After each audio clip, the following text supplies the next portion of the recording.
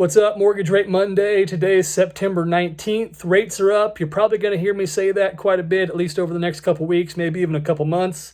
I was optimistic last week that we'd see a rebound just because that's kind of the trend or the pattern we've seen in the recent history. But inflation data came out, kind of blew that theory up. So until the numbers start to show that the economy is crumbling and everyone admits that it's crumbling, then there's really nothing putting downward pressure on rates.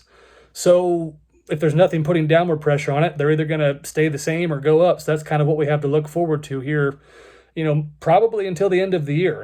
Anything can happen, things can change, but that's at least where I'm at now at this point.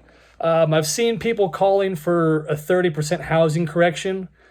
I do see that happening in certain areas. Obviously I really only know my market really well, but certain areas, certain coastal cities, certain places in Texas, places where a lot of people migrated to, you're starting to see more inventory there and less demand, and supply and demand's pretty much what drives the market at all times.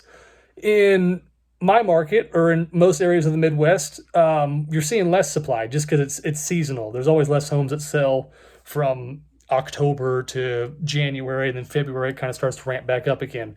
So it's too early to tell if that's really going to play out here as well. You still have the camp of people that say interest rates are at all-time lows. It's like, yeah, they could have been at 18% in the 80s, but properties were also 80% less expensive. So I kind of call bullshit on that theory too. So if someone asks me today, how's the market? I just kind of say day by day, depends on what you're looking for. There is still opportunity. Cash-heavy investors probably have the most opportunity because the one thing that's not going down is rent.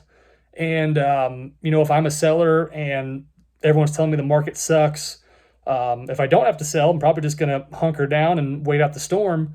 If I do have to sell, why not call a cash offer company and get it over with? That's why, we've partnered with a few of them just because, I do see that on the horizon. And there's probably going to be more buy downs, I would think.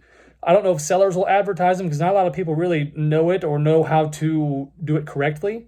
For those of you who may not know what a buy down is, it would be rather than the seller taking, let's just say $25,000 off the asking price, they would give the buyer a credit of $15,000. And, these numbers are arbitrary. It depends on the program and the asking price and a lot of things. But let's just say they give them $15,000, and then that $15,000, let's just say, takes their rate from 6% to 4%.